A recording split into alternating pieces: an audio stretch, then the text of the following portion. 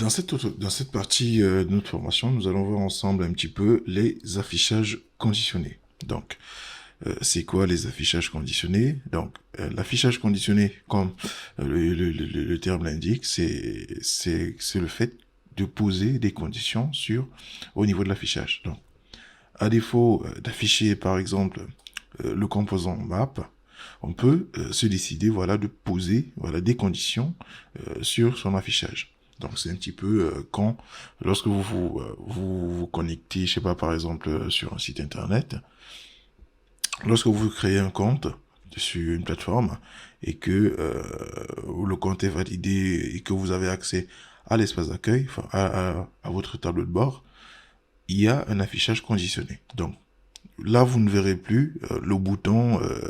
Là, vous ne verrez plus le bouton se connecter déjà parce que vous n'êtes plus sur la même interface. Ça, c'est d'un point de vue logique. Mais derrière, on peut poser une condition sur l'affichage de ce bouton et se dire voilà, tant qu'il est connecté, s'il est connecté, voilà, le bouton se connecter n'apparaît pas. Par contre, le bouton se déconnecter apparaît si et seulement s'il est connecté. Donc, on va un petit peu voir ça aussi en React. Donc, alors, à ce niveau, pour pouvoir utiliser, voilà, euh, pour pouvoir mettre en place cette condition, donc on va déjà commencer par le déclarer, voilà, la structure de, de cet affichage conditionné. Donc, on ouvre d'abord des bases les crochets. À ce niveau, on va initialiser une fonction fléchée, voilà, hop, et voilà, parfait. Et au sortir, donc à ce niveau, on va ouvrir encore des parenthèses. On va laisser ça vide. À ce niveau, allez hop, j'ai réduit un petit peu. Voilà, à ce niveau, on va poser nos conditions. On va dire if, donc si c'est vrai, voilà, si c'est vrai, if true, ça c'est notre condition de base. Donc if, allez hop, c'est dehors, if true. À ce niveau, voilà, allez, on va faire nos instructions. Bon, on va écrire les conditions dont on veut, voilà.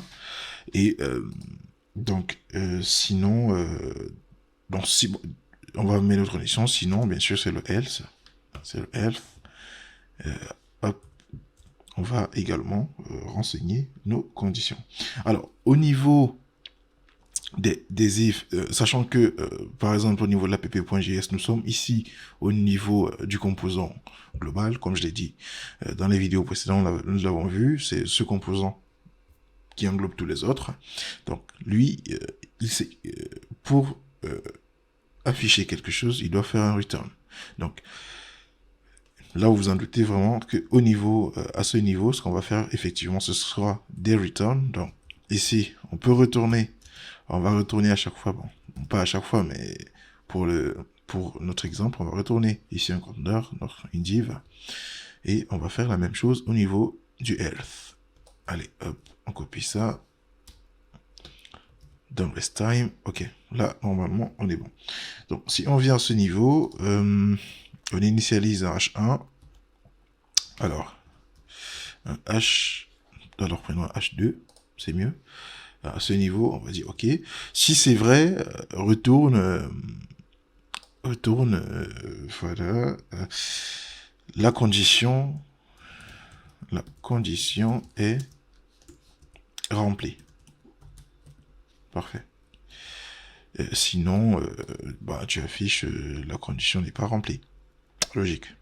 Donc, allez, hop, on revient à ce niveau, voilà, et hop, on remplit un petit peu tout ça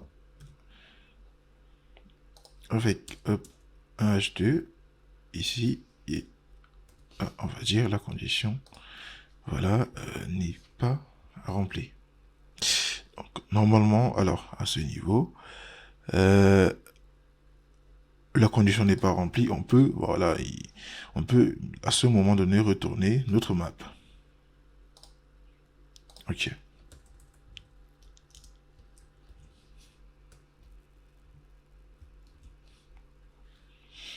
Alors, bon, là il dit le map n'est pas défini. Alors, on va déjà un petit peu laisser ça comme ça. Donc, À ce niveau, c'est la condition est remplie. Donc là, il nous affiche, il nous dit hop, la condition est remplie. Euh, Parce que la condition est vraie, donc if true. Donc là, par défaut, on a dit voilà, c'est vrai. Donc du coup, il dit la condition est remplie et intuitivement, vous vous rendez compte que VS Code, il a un petit peu grisé. Bon, pas il n'a pas grisé, mais il a un petit peu réduit la luminosité des éléments du else ici, genre pour nous dire que voilà, euh, que bah, cette partie ne sera pas tenue en compte. Alors, on va essayer un petit peu, si on met un false, hop, là, il a éteint. Alors, ça, c'est très intuitif. C'est très, très intuitif. J'avoue, masterclass. Ok. Donc, très intuitif. À ce niveau, ce qu'il fait, c'est qu'il... donc, il a éteint ça. Il dit, voilà, intuitivement, l'IDE nous dit, voilà, cette partie ne sera pas exécutée, mais c'est plutôt cette partie.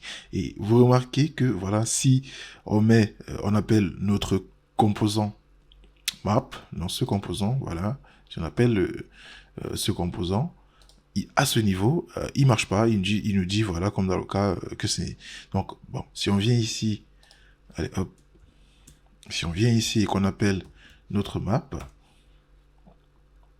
allez, hop,